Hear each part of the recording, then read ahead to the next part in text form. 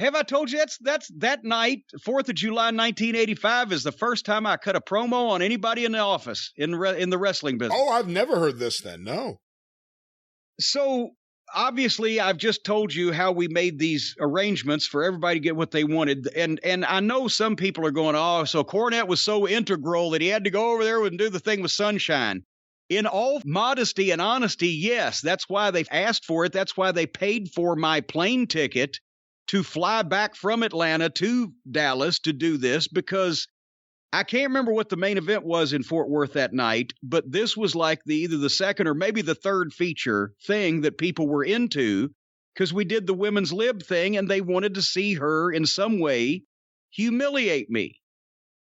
So they were afraid I was going to fucking bail on it, and that's why they got. And also, as I've mentioned, when I got my check, the one time they could fuck me, after we got like $800 for a sold-out Reunion Arena and $1,100 for Texas Stadium, they paid me $1,000 for this thing when I was already gone out of the territory. That's the second biggest payoff I got the whole time I was there. And we were supposed tag team champions. Anyway, I digress.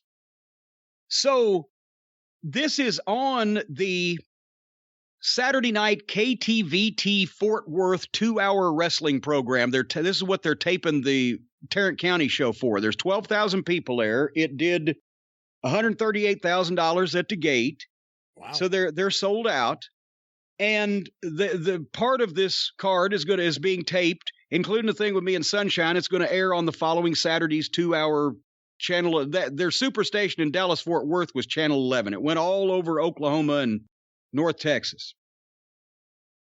So at any rate, we go over the thing, right? And it was my deal anyway, so I explained it to Sunshine. And Ken Mantell, the nominal booker of that fiasco at that time, was all on board with it. And we got Bronco Lubitsch was the referee, and he's in the office. And basically, it's the deal where I'm blindfolded, and because the Texas legitimately had a law, you could not advertise man versus woman as any kind of fight, even if it was a, predetermined sport.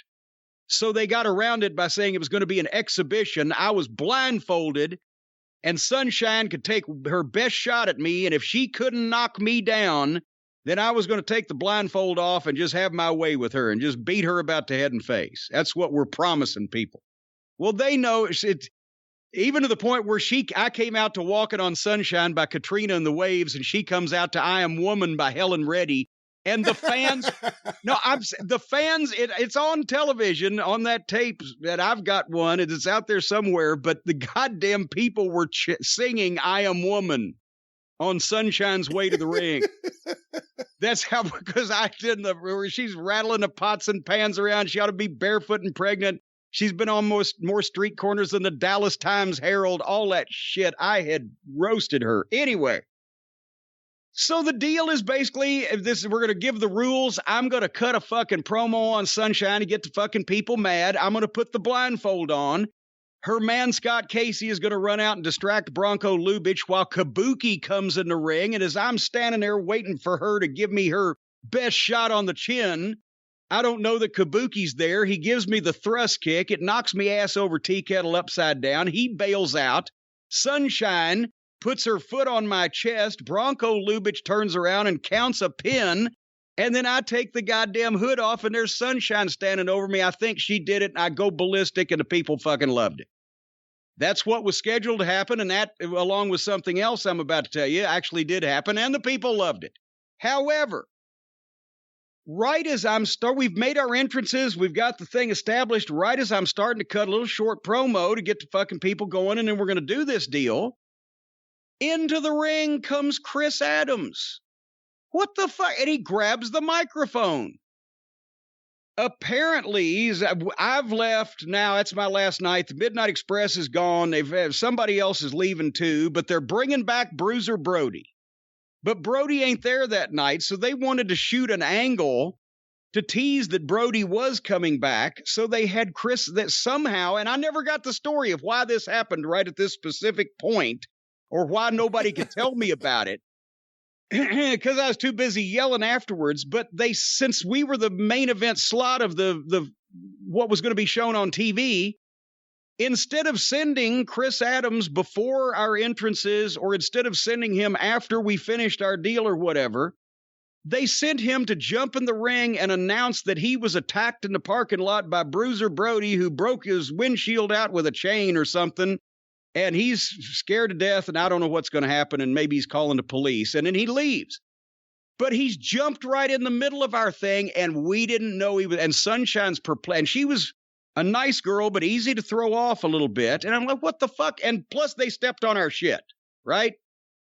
And so I got the microphone back and didn't give a fuck and made some snide comments about fucking, cars with or without windshields. And I can't remember what I said, but then I cut the promo I was going to say on Sunshine with a little more vehemence.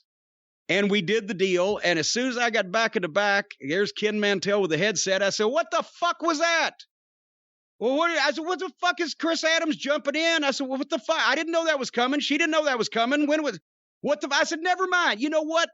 You don't have to worry about it. That's why the Midnight Express ain't here anymore. That's why you're never going to see me again, because this whole fucking place is run like a goddamn flea market, and we're out of here because we're on fucking TBS. Fuck you. Wow. And I went and threw my shit in my bag and fucking got in my car and pulled off, never to darken World Class's doorstep again. But it was after coming from Louisiana and Mid-South Wrestling, where not only Watts' style of booking, where everything not only made sense, but made multiple sense and could be branched off in different directions with different people involved, and the finishes were gone over intricately and then post-mortemed afterwards. And every town in the territory was doing good business. And then we come to Dallas, where DFW is on fire. And like I said, you go to San Antonio and do $12,000 at the Freeman Coliseum, or you go to Lubbock and they're doing $4,600 for an afternoon show.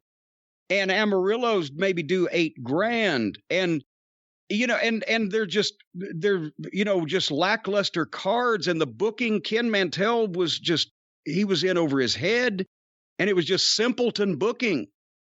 And they got incredibly hot, but Gary Hart set it up with Freebirds and the Von Erichs, and the Von Erichs finally had their Joker and their Lex Luthor 3-3, and the Von Erichs were massively over, and they ran with that in Dallas-Fort Worth for 3 good years. But it was the booking was elementary and simple and didn't make a lot of sense, and they worked purely on personalities, and when the personalities got old, that's where they fell in a hole.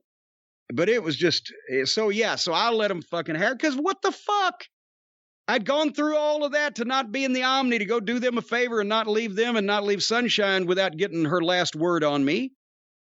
And they fucking bury our deal, sending somebody out to cut a promo in the middle of the fucking thing. Well, TV time was going to go off the air. Well, good, then figure your shit out beforehand. Let us in on it. Let me ask you this. The fact that you cut a promo on the Booker, on The Office, when did you realize Fritz didn't have any more influence outside of Dallas anymore? Did you know that when you went there? Because 84, Kerry gets the title. Obviously, everyone is hot for the Von Erichs. Vince is trying to get the Von Erichs. Fritz is still Mr. NWA, former NWA president. By 85, Fritz kind of loses all influence with the NWA or with even Watts. I mean, the relationship falls apart in 85. Did you know that going into Dallas, that Fritz didn't have any more influence? And when did you figure out the fact that you could cut a promo on The Office and escape without any problems? Oh, I gave absolutely zero advance thought to whether or not that anybody's going to be mad at me when I cut that promo, because you can see me when I watched the tape back the other night.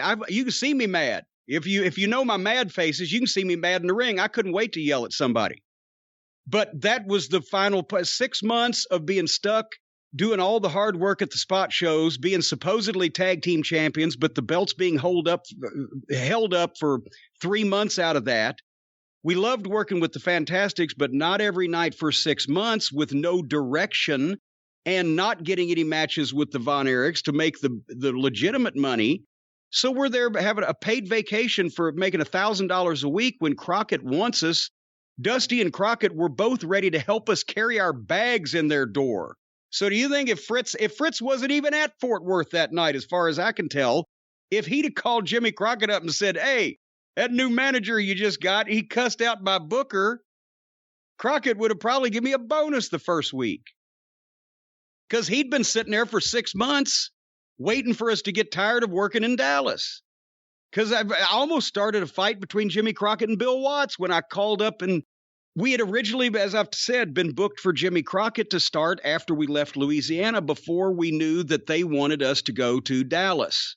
They gave us no inclination otherwise at first than you're finishing up in the middle of December here. Okay, so then we took Dusty and Crockett up on their standing offer and told Dundee, and that's when he said, well, I think Watts wants you to go to Dallas.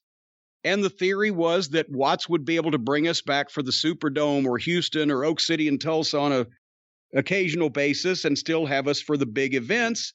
And that would augment our income to justify going from, making what we were making for Watts to basically averaging $1,000 a week, sitting there twiddling our thumbs. Nice short trips. Don't get me wrong. Most of the time. And he could have done that, quite frankly, if you went to Charlotte, because that's what he did with the Rock and Roll Express.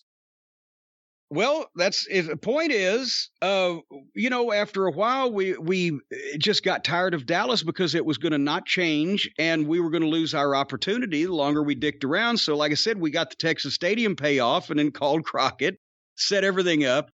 But to answer your question, no, I was just mad that they had unprofessionally fucked with the talent on the show's segment by throwing us a fucking loop that we weren't told about beforehand, and I was kind of fed up with him anyway. So I told him what I thought of him. And I could have been in the Omni that night listening to Dusty Rhodes tell the entire assembled Crockett Promotions roster that this is the Midnight Express, baby. Them and the manager who ain't here tonight's going to come in. We're going to put them over everybody. They don't lose nothing. They're our next top heel team. So I don't think that if Ken Mantell called up and complained that I yelled at him that it was going to, and then they sent me a check for $1,000. So they probably were suitably chastened, come to think of it.